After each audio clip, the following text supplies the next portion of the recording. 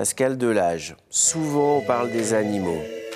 Moi, vouloir être un chat. Magnifique, bien. Ah ouais, j'aimerais bien être un chat, dormir 18 heures par jour, me faire caresser, comme ça, là, et puis là. Vous voulez pas le faire? Non? Ok, bon, très bien. Alors, les chats, fascinants. Oui. Ah oui, effectivement, c'est un animal absolument extraordinaire. Et c'est curieux parce qu'en plus, alors je vais être pas négatif, mais c'est l'animal que l'on estime être le plus libre et que l'on contraint le plus. C'est un paradoxe humain. Alors on va en parler. Regardez ce qui suit et puis ensuite on répond évidemment à toutes les interrogations qui sont les vôtres sur les chats. Si vous n'êtes pas branché chat, ça devrait vous plaire quand même. Regardez. Salut mon minou. Salut. Pas toi, je parle au chat. Ne sortez pas les griffes. Aujourd'hui, on vous parle des chats, des matous, des minous. Du latin catari qui signifie gaieté, les chats sont des félins, donc d'excellents observateurs. L'homme se passionne pour ses boules de poils depuis des millénaires, précisément depuis l'Égypte ancienne où vivait l'ancêtre du chat domestique. Pas le chat de gouttière, mais le chat sauvage africain. Et c'est la gourmandise qui a fait sortir ces félins de leur état sauvage. En se rapprochant des entrepôts de grains sur les rives du Nil, un véritable buffet à volonté de souris et de rats s'offre à eux. Les Égyptiens ont rapidement adoré cette sécurité renforcée de leur blé. Et autant vous dire que quand des petits chatons trop mignons ont commencé à pointer le bout de leur museau, le cœur de Cléopâtre et de toute l'Égypte a fondu comme neige au soleil. On parle même d'idolâtrie. Alors aujourd'hui, malgré les bars à chats, les vêtements avec des motifs chats, et le fait que certains sont prêts à leur léguer une partie de leur fortune, notre engouement pour les matous a légèrement baissé d'un cran. Il existe même une véritable guéguerre entre ceux qui pensent que le chat reste un chasseur et n'aime pas son maître, et ceux qui pensent que le chat est le meilleur ami de l'homme. Mais guerre ou pas guerre, on trouve quand même un chat qui se prélasse tranquillou dans près de 8 millions de foyers français. Moi, vouloir être chat. Ben bien sûr, on veut tous être chat. Alors pendant ce reportage, Alexandre est en train de parler avec Pascal. Qu'est-ce qui s'est passé avec votre ex-copine? Non, mais c'est Ah si, allez-y, balancez. C'est moi qui balance, mais c'est pas grave. Elle avait un chat et Ouais. en fait, elle m'a demandé de garder le chat et moi je suis beaucoup plus chien que chat. Parce que vous parliez de liberté tout à l'heure et moi je pensais ça, qu'il allait partir, j'allais pas le revoir de la journée et en fait j'ai vu qu'il avait le même comportement qu'un chien à l'appartement. Il demandait des caresses, il venait sur vous. Bah oui, qu'est-ce que vous croyez? Mais moi je croyais que c'était beaucoup plus libre et qu'il allait partir. Alors ça dépend, on les assujettit beaucoup, c'est-à-dire qu'ils se prennent un petit peu comme des chiens, ils ont de plus en plus de besoin de caresses parce qu'on leur apprend à faire ça. En parlant de balancer, il faut dire que Christophe, pendant la séquence vidéo, Merci, Pascal. il ronronnait comme un chat. Dites donc, je vous en prie, je vous en prie. Bon, il y a aussi une autre phrase qui consiste à dire que un chien vit chez son maître et qu'un maître vit chez son chat. Voilà. Alors on va faire le tour du monde. Vous allez voir, ça va être assez intéressant parce qu'en fonction des pays, en fonction de là où on vit sur la planète Terre, on n'a pas le même comportement avec les chats. On commence par nos amis russes. Qu'est-ce qui se passe chez les Russes? Alors, chez les Russes, posséder un chat dans son habitation est un signe de bonheur. Sauf que tous les Russes ne peuvent pas avoir un chat. Donc, il y a une banque qui, si on souscrit un emprunt immobilier, eh bien, il vous propose, lorsque vous allez aménager dans cet appartement, eh bien, qu'il y ait un chat. Donc, ils ont un catalogue. Vous choisissez votre chat. Quand vous arrivez, votre chat vous attend dans l'appartement. On vous donne les clés de la maison avec le chat qui va avec. Le chat est déjà dedans. Vous faites le tour de l'appartement, vous faites des photos avec, après ils repartent, vous payez le crédit. Ah oui, ouais, bien sûr. Allez, maintenant on parle de nos amis américains. Qu'est-ce qui se passe là-bas? Alors aux États-Unis, Uber, qui est toujours à la pointe de la technologie, il loue des chats avec une application qui s'appelle Kittens. C'est une application qu'on a sur smartphone. On réserve un chat, des chats qui sont bien sûr de refuge. Alors, c'est pas tous les jours qu'on dit cette phrase, hein. On réserve un chat. On réserve un chat, oui. Et puis il y a un chauffeur qui vient vous livrer le chat. Cerise sur le gâteau, il vous livre des cupcakes, c'est-à-dire des sortes de petits gâteaux.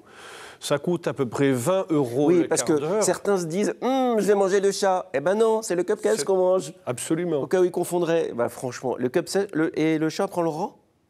C'est juste une location. C'est une location et l'argent qui est récolté va au refuge. Et on choisit le modèle? On choisit le modèle, bien sûr, par téléphone, sans aucun problème. Il s'affiche, il y a différents types de chats. Alors, si on traverse le continent américain d'est en ouest, à Chicago, il se passe autre chose. À Chicago, ils ont un problème de rats. Il y a une prolifération de rats qui est absolument phénoménale. Donc, il y a une association qui s'appelle Cat at Works. mettre les chats au travail. Chat au travail, chat au boulot, ouais. Ce qui est déjà une gageure en soi. Hein. Alors, ce qu'ils font, ils prennent des chats qui ne sont pas familiarisés aux humains. En échange du nourrissage et d'un logis, eh bien, le chat va éloigner les rats. Et c'est très, très efficace parce que je vous dis qu'ils ne bricolent pas, ces chats. Le seul problème, c'est que vous Pas des allez chats bricoleurs, Alexandre. Vous allez être un petit peu déçu, Christophe, parce que ces chats-là, on ne les caresse pas, parce qu'ils ne sont pas familiarisés aux humains. Donc, ils ne viennent pas voir l'humain, ils font juste leur travail. Je suis nourri, j'éloigne les chats, et tout va bien. Alors, il les prête aux entreprises, il les prête aux usines, sur les quais de déchargement, dans les ports, un petit peu partout. Vraiment pour éradiquer les rats et les souris. Oui. Ça, et utiliser les chats plutôt que de les laisser en refuge où ces chats ne sont pas toujours très bien. Alors, Alexandre veut parler. Il faut le dresser à la chasse au... Il n'y a pas besoin. Un chat instinctif. Un chat qui est un chat d'extérieur, il chasse tout de suite, directement. Vous n'êtes pas resté longtemps avec votre ex pour s'apercevoir que les chats ont des instincts incroyables. Mais il n'y avait pas de rat chez moi non plus. Ah, bah, chez elle. Non, enfin, on ne va pas savoir en même temps. On a une question pour vous, Pascal. Vous l'écoutez, vous y répondez tout de suite après. Bonjour, je m'appelle Anaïs, je suis de Poitiers. J'aimerais savoir quelle alimentation conseillez-vous pour un chat d'intérieur? Alors c'est important parce qu'il y a des chats qui vont à l'extérieur, qui sont habitués à manger de tout. Qu'est-ce qu'on donne à manger à un chat d'intérieur? C'est effectivement différent parce que le chat d'intérieur, il a besoin de beaucoup moins de calories. Donc, il dépense moins, c'est pour ça. Il se dépense moins forcément, hein, comme vous disiez pendant la vidéo. Moi, mon rêve, c'est de dormir 18 heures par jour. Oui. Hein. Donc, effectivement, le chat à l'intérieur, il va dormir beaucoup. Et je trouve un petit peu déprimant pour un chat, une fois qu'il a dormi, de se lever et d'aller manger 3 croquettes et puis repartir se coucher. Alors, qu'est-ce que vous pouvez répondre à Anaïs? Eh bien, alors, au niveau, elle va utiliser des croquettes ou que ce soit des pâtés ou que ce soit des sachets fraîcheurs, ce qu'elle veut, pourvu que ce soit de qualité et pourvu que ce soit adapté à son chat. Si elle a une chatte qui est gestante, si elle a un chat qui a des problèmes rénaux, si elle a un chat qui a d'autres problèmes, on va prendre une nourriture que va indiquer le vétérinaire en fonction de sa pathologie. S'il est stérilisé, on va prendre... Alors justement, ça tombe bien, regardez, parce qu'on a une question de Chantal qui justement nous dit quelle alimentation pour mon chat qui vient d'être stérilisé. Parce que quand on va dans les grandes surfaces, d'abord les croquettes et tout ça, ça coûte quand même relativement cher quand ce sont des choses de qualité. Et ensuite, il y a marqué chat stérilisé ou alors nourriture pour les chats qui ont des poils longs. C'est bien ça ou pas, ou c'est que du marketing? Alors, il y a du marketing et ça peut être bien. Mais si votre chat n'a pas de problème physiologique, il a une bonne digestion, vous n'allez pas vous prendre une croquette spécifique. Il y a une semaine, je viens de faire stériliser ma chatte et mon chat. C'est les frères et sœurs. Oui. J'ai absolument pas changé la nourriture. Est-ce que j'aurais dû? Alors, ça dépend ce que vous avez donné comme nourriture. Des croquettes. Des croquettes de bonne qualité, voilà, monsieur. Mais il faut donner de la nourriture pauvre en calories. Pourquoi? Parce que le besoin énergétique n'est pas du tout le même chez un chat d'appartement. Un chat à l'extérieur, il va chasser 6 à 8 heures par jour.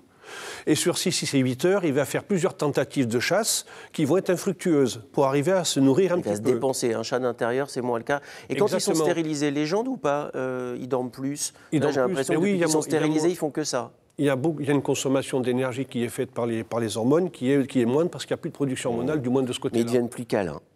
Et ça, c'est chouette. Ça reste plus sobre, il bouge un petit peu moins. J'adore ça. Donc, ce qu'il faut faire, un chat d'intérieur, vous le nourrissez avec une nourriture adaptée à ses problèmes, et puis vous allez surtout augmenter la capacité de déplacement du chat. Comment? Mais vous allez, par exemple, quelque chose de simple, vous avancez votre canapé de 10 cm, votre chat peut passer derrière, vous allez augmenter de 3-4 mètres la possibilité du chat de déplacement. Vous allez ouvrir si vous pouvez ouvrir les armoires, ils vont pouvoir se déplacer dans les armoires. Vous allez mettre quelques étagères qui vont vous permettre au chat de se déplacer. Eh oui. Donc, vous savez quoi? Je vais faire ma valise, je vais aller vivre dans un refuge. Non, mais ce sera plus rapide en même temps. Oui, mais je sais que vous n'êtes pas très fan. C'est pas ça, mais si je mets des croquettes dans la salle de bain, des croquettes dans la cuisine, des croquettes dans la salle à manger, une litière dans ma chambre, que je pousse les meubles, là, je reçois et je dis excusez-nous, on est chez les chats, on ne va pas bouger. On est un peu chez les chats, on n'est pas que chez les chats. Mais le chat, vous pouvez lui apprendre à se nourrir, pas toujours au même endroit. Il suffit de mettre des petites croquettes dans une petite gamelle, vous la déplacez, il faut juste lui apprendre. Il va la chercher, ça va l'occuper. Ça a un intérêt. Vous avez raison, ça le fait bouger. Ah bah oui, Alexandre. Cache-cache du chat. Mais si le chat, il ne trouve pas les croquettes. Alors ça, c'est pas faux. Alors, pour autant, quand on n'a pas de chat à la maison, il existe une solution. Il y en a de plus en plus dans notre région. D'ailleurs, je crois que ça vient du Japon, mais c'est vous qui allez me confirmer ça. Je parlais des bars à chats. J'aimerais bien avoir votre regard là-dessus. C'est bien ça ou pas? Alors, ça peut être bien à condition que le chat, il apprécie le fait d'y être. hein. Alors, ce qui est intéressant... Les néco-cafés. Les néco-cafés au Japon. Alors, c'est pas les Japon qui a créé, c'est Taïwan. Le premier, c'est en 98 à Taïwan et en 2004 au niveau du Japon. Pourquoi ? Et puis là, il y en a plein dans notre région. Alors, ça marche moins bien en France qu'au Japon, parce qu'au Japon, il est interdit de posséder un animal chez soi, alors qu'en France, on est près de 15 millions de chats. Donc, si vous avez besoin de caresser un chat, vous n'avez pas besoin d'aller bien loin pour en trouver un. Au Japon, on ne peut pas posséder d'animal de compagnie. Ah, d'où l'utilité des bars à chats, pour le coup, je comprends bien. Moi, ce qui me surprend dans les bars à chats, c'est qu'au fond, on est le premier, on voit un chat, on a envie de le caresser parce qu'on sait que ça fait du bien de caresser le poil des chats ou des chattes. Et alors, à un moment donné, on pense qu'on est le premier, sauf qu'il y en a 50 derrière qui vont le caresser. C'est pour ça qu'il y a des règles. Il y a des règles strictes. On se lave les mains, on se désinfecte les mains, on pose ses vêtements et on pose son sac de façon à ne pas emmener au chat toutes les maladies ou les risques de maladies à l'intérieur. Interdiction de porter un chat, interdiction de leur donner à manger et interdiction de les déranger quand ils dorment, quand ils font la sieste. Non, on n'y va pas en disant je veux te caresser. Je paye mon repas dans un bar à chat, donc j'ai le droit. C'est un peu ça. On ne peut pas dire je vais dans un bar à chat, j'ai payé mon repas, donc je le caresse. Non, je vais respecter le chat, il n'y a aucun problème. J'y vais pour respecter le chat. Il y a des règles qui sont strictes justement pour ça. Une dernière question, Pascal. Certains propriétaires arrivent à dresser leur chat. Mon copain Gray, par exemple, c'est un garçon qui vit à Pras-sur-Arly dans les Alpes. Il fait du parachute avec son chat, il fait du ski avec son chat, il fait de la moto, il fait du VTT, il court. Son chat est tout le temps avec lui. Dans la maison, le chat est dressé, il l'appelle, il obéit. C'est donc possible. C'est possible. Alors, c'est bien dans la mesure où c'est équilibré, où le chat s'éclate, et tous les chats ne sont pas aptes à faire ça. Et je dirais même qu'ils sont assez peu à accepter ce style de vie. Mais bien sûr, il y a des gens qui ont des chats sur leur bateau, il y a des gens qui font du camping-car avec des chats. Tout est possible. Il faut commencer très jeune, il faut l'habituer très jeune et faire une habituation très souple, très douce pour que le chat il s'habitue, il n'ait pas peur. Mais c'est un travail, hein. Je suis allé sur Internet, en fait, j'ai une autre dernière question. C'est la question plus. Et j'ai le sentiment d'avoir lu tout et n'importe quoi, hein. Genre, j'ai lu « Les chats miaulent uniquement pour communiquer avec les humains ». Alors, Internet, beaucoup d'âneries, effectivement. Là, ils n'ont pas totalement tort. Parce que, je dis pas totalement tort. Parce que le miaulement, les félins adultes ne miaulent pas. C'est infantile, le miaulement. Mais l'homme a maintenu cette espèce de conditionnement infantile chez le chat pour son propre profit. Comme le ronronnement ? Comme le ronronnement. Alors, le ronronnement, c'est un apprentissage de la mère, mais l'homme continue à maintenir, parce que c'est un moyen de communication. Moi, quand j'ai eu des chattes qui ont eu des petits, elles ont appelé leur petit en miaulant. Ou alors, quand j'ai eu des chattes qui n'étaient pas stérilisées, il y avait les mâles derrière, à la porte, à l'extérieur, qui miaulaient comme des lions en rut. On est d'accord, mais c'est cas particulier. C'est-à-dire que le chat il va miauler dans un certain miaulement dans un cas particulier. Mais normalement, le félin miaule très très peu. C'est nous qui le conditionnons. C'est nous qui on maintient, parce que j'aime bien, je suppose que vous aimez bien que votre chat ronronne. J'adore ça. Donc le chat, qu'est-ce qu'il va obtenir en échange ?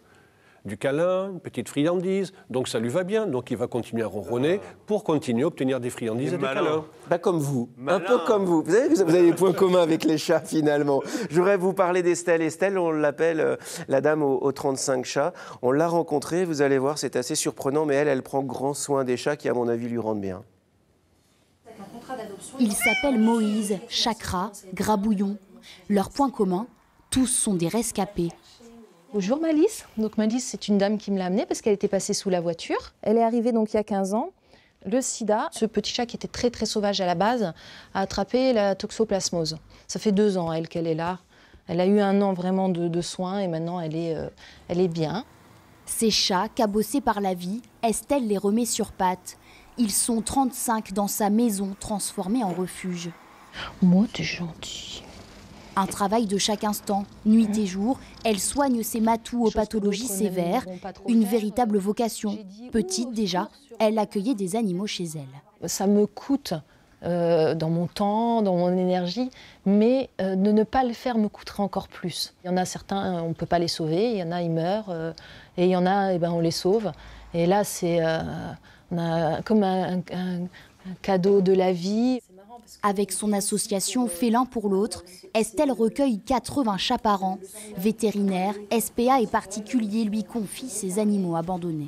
Il ne faut pas adopter à la légère, il faut prendre l'animal qui nous convienne, mais aussi l'animal à qui on convient, nous. Aimer son animal, c'est le stériliser et c'est le garder pour la vie, parce que c'est pas une peluche, c'est un être sensible.